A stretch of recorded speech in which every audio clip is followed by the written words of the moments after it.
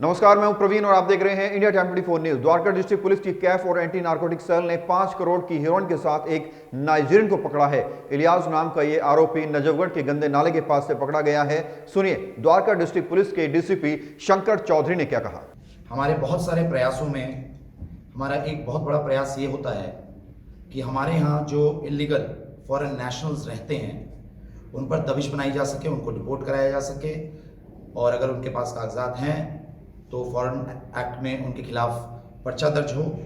जो मकान मालिक उनको आश्रय देते हैं, जो प्रॉपर्टी डीलर उनको मकान दिलाते हैं, उन पर भी कार्रवाई हो। लगातार पिछले 40 दिनों में ये कार्रवाइयाँ चल रही हैं।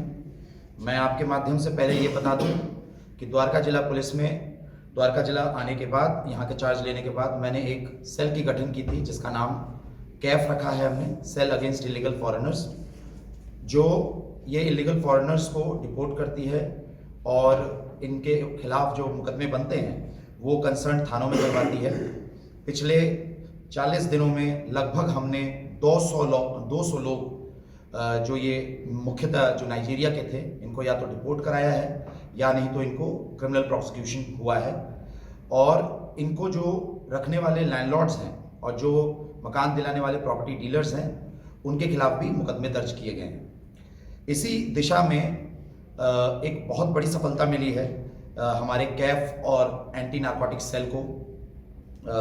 इनको एक सूचना थी कि एक नाइजीरियन जिसका नाम ये रिवील हुआ है नामदी इलियास अकाबुजे, ये सन ऑफ अकाबुजे उली अकवा नाइजीरिया का रहने वाला है। इसकी उम्र 35 साल है। हमें ये पता चला कि एक बहुत बड़ा ड्रग पेडलर है और मोहन गार्डन में कहीं ऑपरेट करता है। तो हमने एक डेकॉय प्लान बनाया और ऑपरेशन वर्चस्व में मैंने हमेशा आपको एम्फसाइज किया है कि हम डेकॉय प्लान के थ्रू बहुत बड़ी बड़ी सफलताएं हासिल कर रहे हैं, चाहे वो एक्सचेंज ऑफ फायर में क्रिमिनल्स को पकड़ना हो, चाहे इस तरीके की ड्रग्स की रेड हो।